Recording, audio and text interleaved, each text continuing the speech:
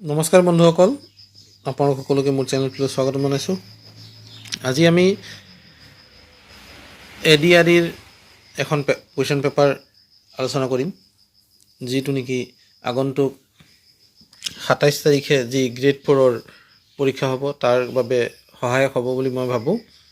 যিসকলে পৰীক্ষা দিম বুলি ভাবিছে তেওঁলোকে ভিডিঅ'টো এবাৰ চাই ল'ব আৰু ইয়াত অহা প্ৰশ্নবোৰৰ লগত সংগতি ৰাখিয়েই আগন্তুক পৰীক্ষাটো একে ধৰণৰ প্ৰশ্নই আপোনালোকক কৰিবলৈ দিব।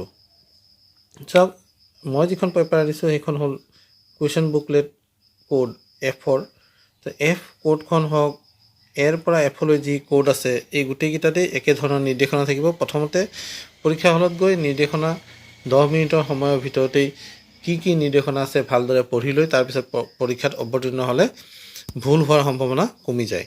তো প্ৰথম কথাটো হ'ল যে ইয়াত 3 ঘণ্টা সময় দিছে আৰু মুঠ নম্বৰ হ'ল 175।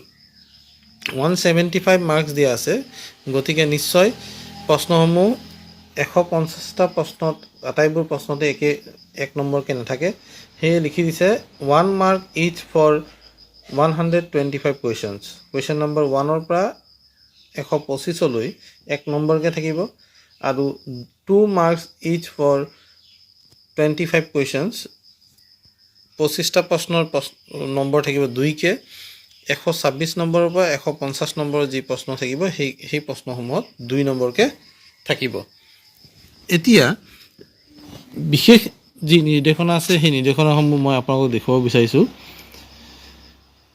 যোৱাবাৰৰ পৰীক্ষাৰ লগত এইবাৰৰ পৰীক্ষাটো অলপ পৃথক, কাৰণ OMR পত্ৰখন পূৰ কৰাৰ আগতে পৰীক্ষাৰ্থীয়ে নিশ্চিত হৈ ল'ব যে প্ৰশ্ন পুস্তিকাৰ 1ৰ পৰা 80লৈ সকলো পৃষ্ঠা ক্ৰম অনুসাৰে ছপা হৈ আছে আৰু নিশ্চিত কৰিব লাগে যে OMR উত্তৰ পত্ৰখন কেৱল তেওঁৰ বাবে।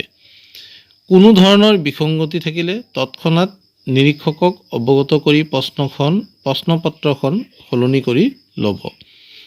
তাৰপিছত কৈছে পুৱা 9 বজাৰ আগতে প্ৰশ্নকাকতখন পৰীক্ষা কক্ষত নুখুলিব।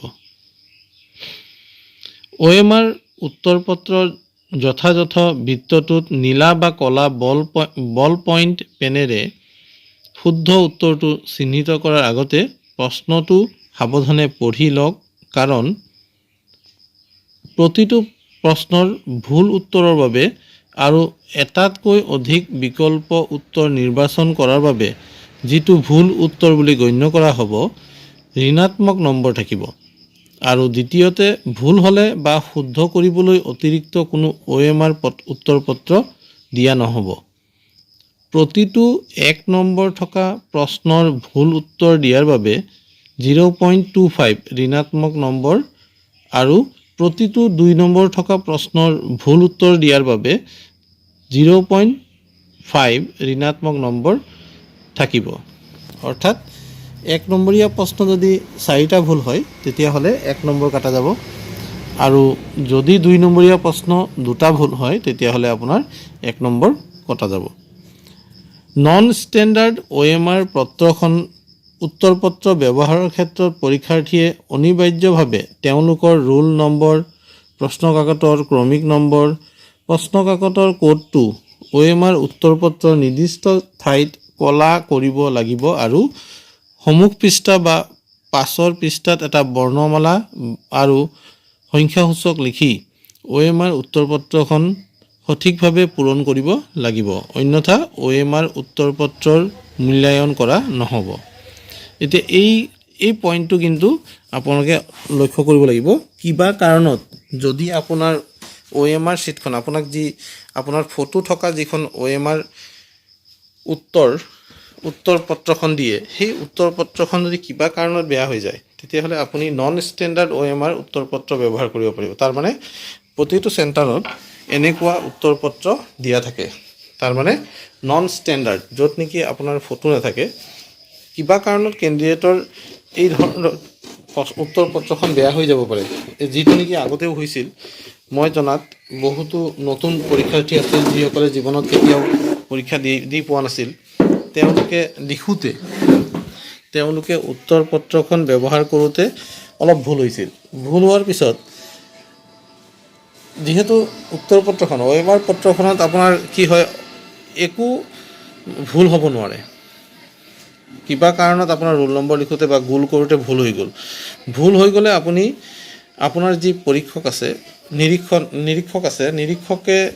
নিৰীক্ষকক জনালে যে চাওক ছাৰ, মোৰ এইখনটো ভুল হৈ গ'ল, মোক নন ষ্টেণ্ডাৰ্ড OMR এখন লাগে।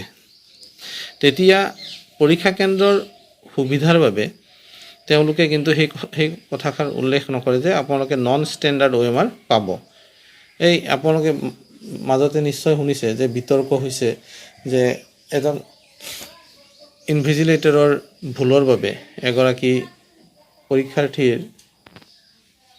পৰীক্ষা প্ৰায় মানে তেওঁ পাছ কৰাৰ কোনো চান্সেই নাই, কাৰণ তেওঁ ভুল কৰিছে ইনভিজিলেটৰে আৰু ভুগিব লগা হৈছে পৰীক্ষাৰ্থীয়ে।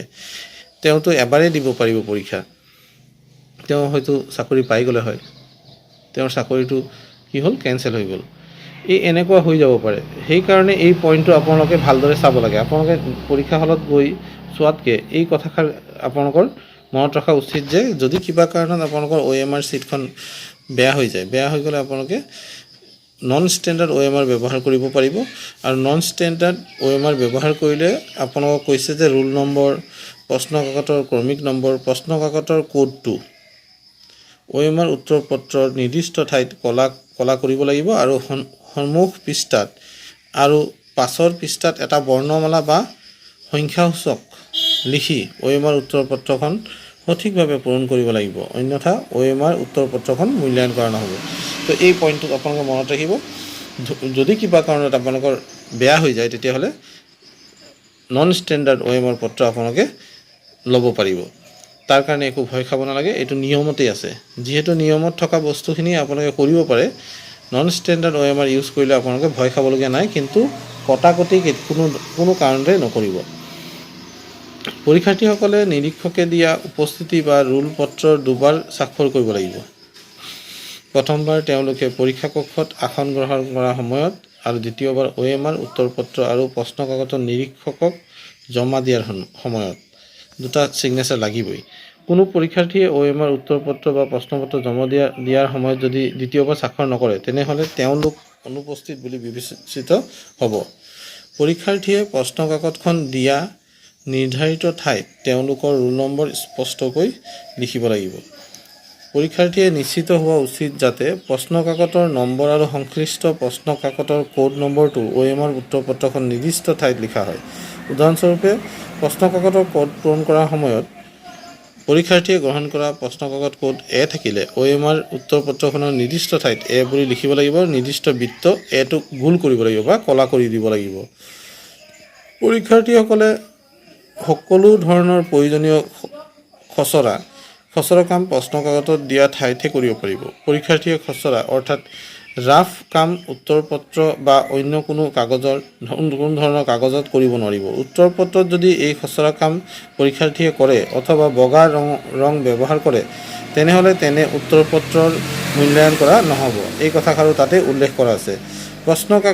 প্ৰশ্নৰ মাধ্যম বা সংস্কৰণত কোনো ধৰণৰ বিসংগতি থাকিলে নাইবা বুজি পোৱাত অসুবিধা হ'লে ইংৰাজী সংস্কৰণটোকেই প্ৰকৃত শুদ্ধ বুলি গণ্য কৰা হ'ব। তাৰমানে যদি আপোনালোকৰ ধৰক কোনোবাই বাংলা পঢ়িছে, বাংলাত যিটো প্ৰশ্ন দি আছে সেই প্ৰশ্নটোত যদি কিবা এটা ভুল থাকে, তেতিয়াহ'লে আপোনালোকে ইংৰাজীটোত মনোনিৱেশ কৰিব আৰু ইংৰাজীটোকেই শুদ্ধ বুলি গণ্য কৰি আপোনালোকে প্ৰশ্নটো কৰিব।